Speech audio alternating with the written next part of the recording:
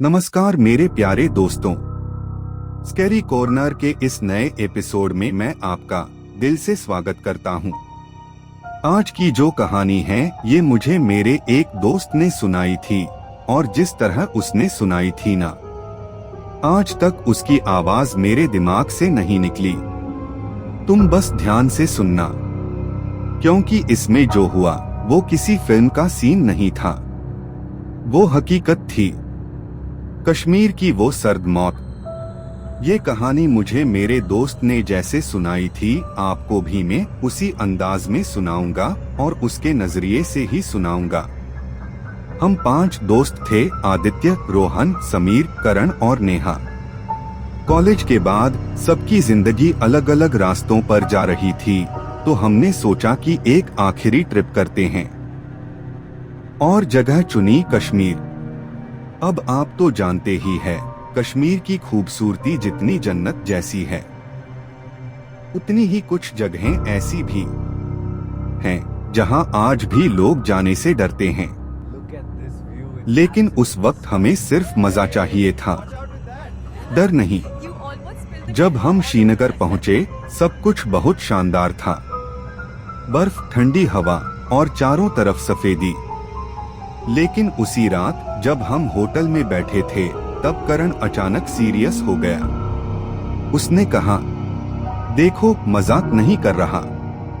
मैंने सुना है कि यहाँ पहाड़ों में कुछ जगहें ऐसी हैं जहाँ वो रहते हैं, प्रेत, आत्माएं। हम सब हंस पड़े। रोहन बोला, भाई तू ज्यादा हॉरर फिल्में देखता है।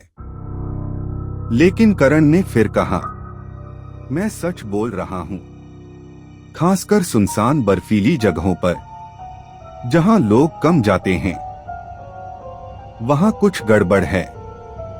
उसकी आंखों में अजीब सा डर था, लेकिन हम सबने उसे इग्नोर कर दिया।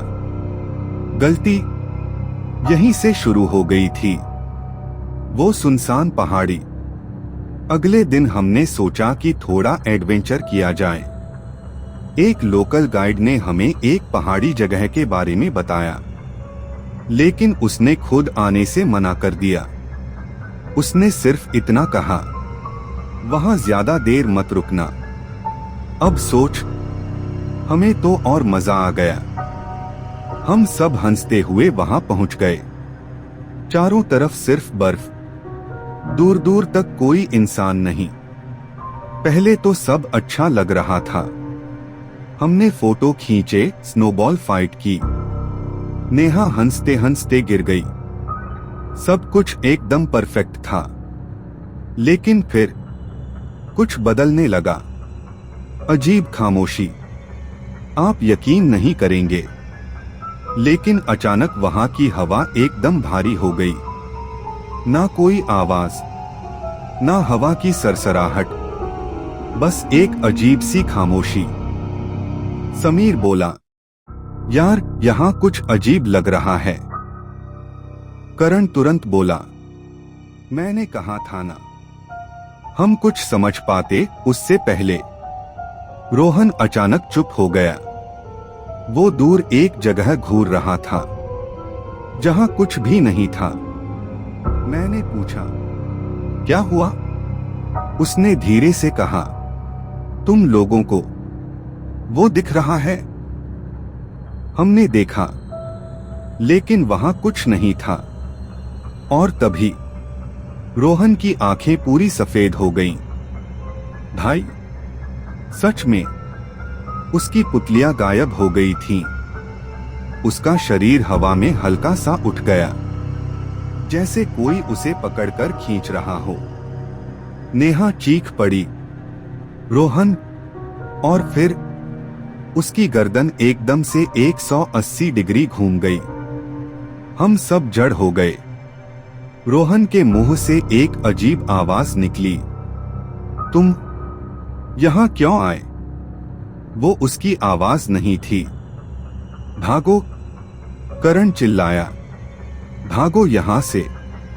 हमने रोहन को पकड़ने की कोशिश की, लेकिन उसका शरीर बर्फ पर घसीटता हुआ पीछे जा रहा था। जैसे कोई अदृश्य ताकत उसे खींच रही हो। समीर रोने लगा, उसे छोड़ नहीं सकते। लेकिन तभी रोहन अचानक जोर से जमीन पर गिरा। वो बेहोश था, लेकिन जिंदा।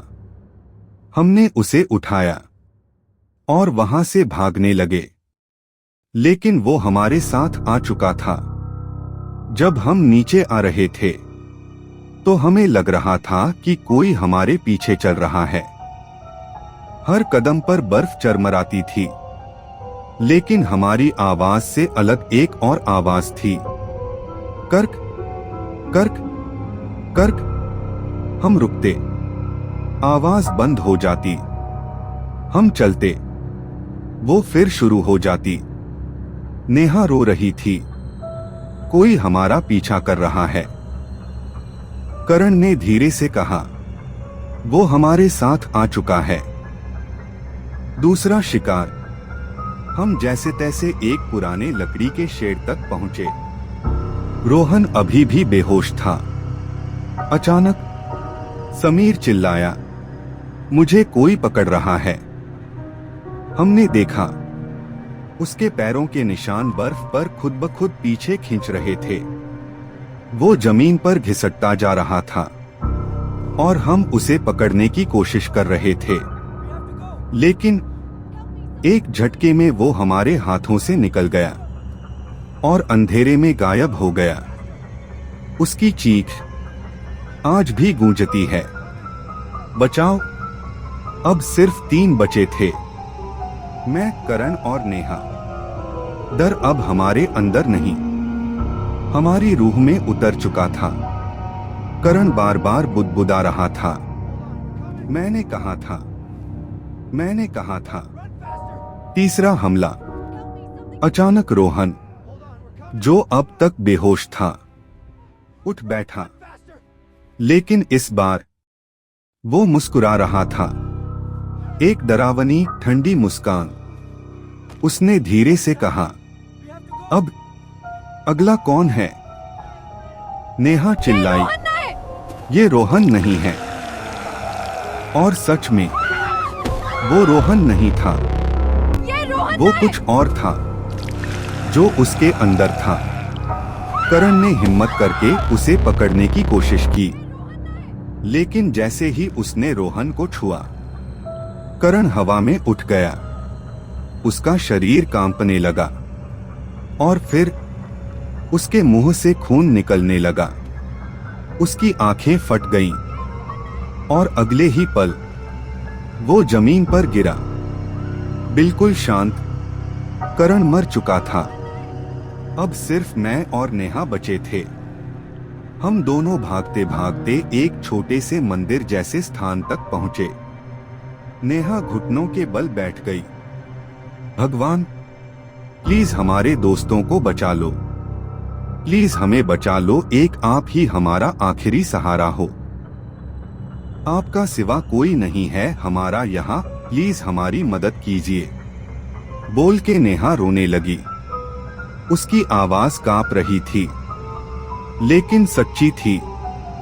और तभी पीछे से एक भारी आवाज आई, डरो मत, मैं आ गया हूं। हमने मुड़कर देखा, डरो मत, मैं आ गया।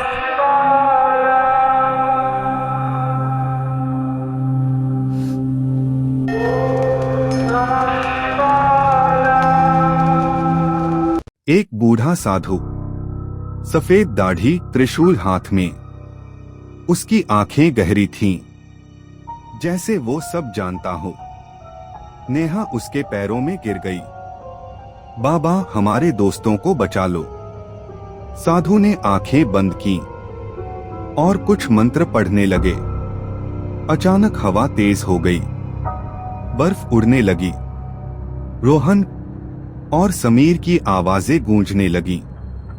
ये अब हमारे हैं, इन्हें यहां से कोई नहीं ले जा सकता। साधु ने जोर से त्रिशूल जमीन पर मारा। तुमने बहुत मासूम लोगों की जानें ली है, तुम्हारा वक्त अब पूरा हुआ। अचानक हवा का रुख बदल गया। पहले जो ठंडी शांत हवा थी वो अब तेज और काटने वाली हो गई।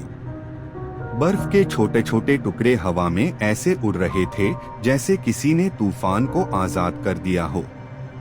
और तभी वो आ गया, प्रेत का असली रूप। अब तक जो वो रोहन और समीर के शरीर के अंदर था, वो अब उनके पीछे खड़ा था।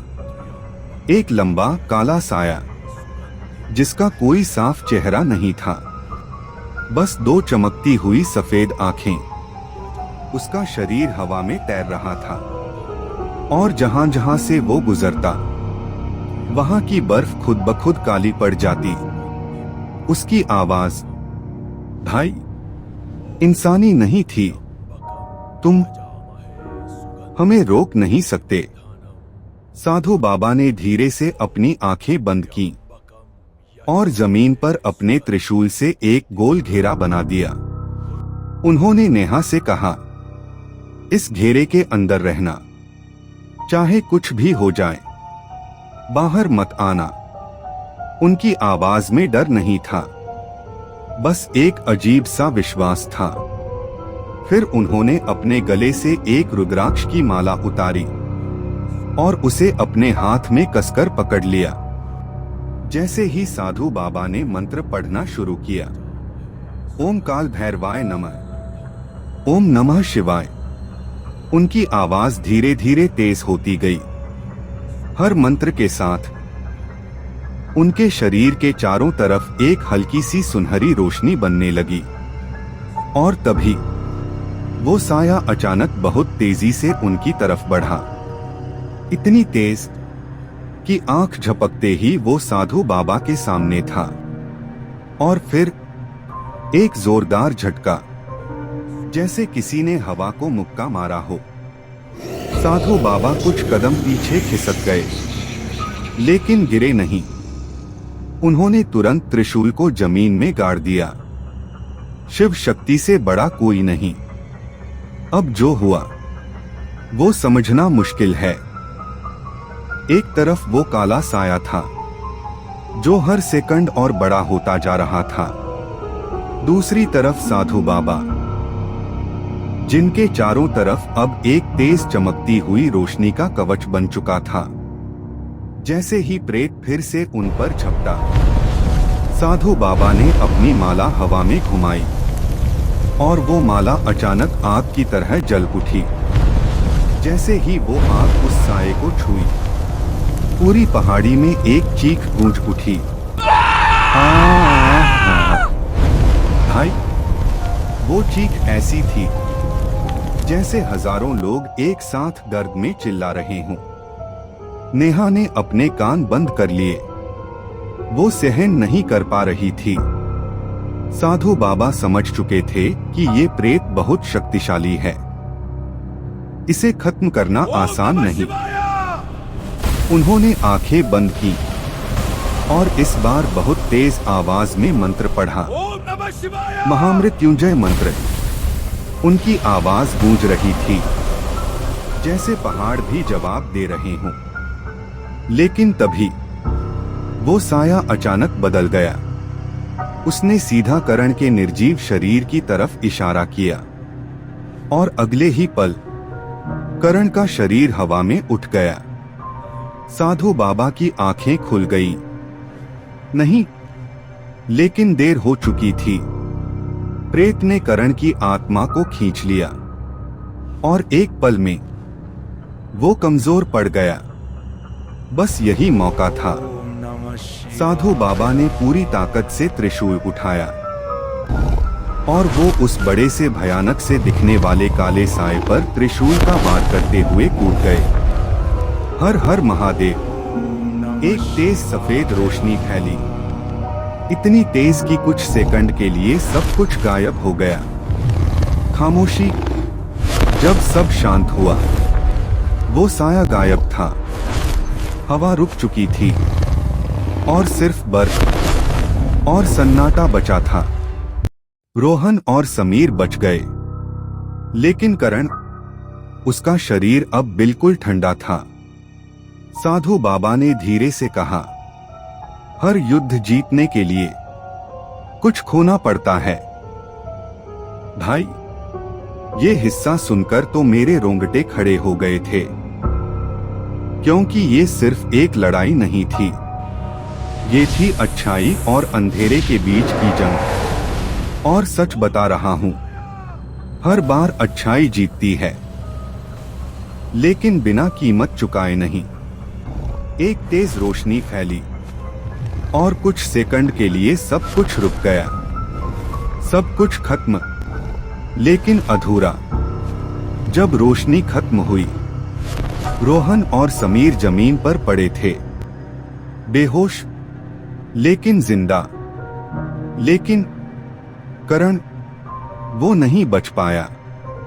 साधु ने धीरे से कहा, मेरे बच्चों, मुझे खेद है कि मैं तुम्हारे दोस्त की जान नहीं बचा पाया, लेकिन अब महादेव की कृपा से वो बुरा साया हमेशा हमेशा के लिए खत्म हो चुका है और वो तुम लोगों को कभी परेशान नहीं करेगा।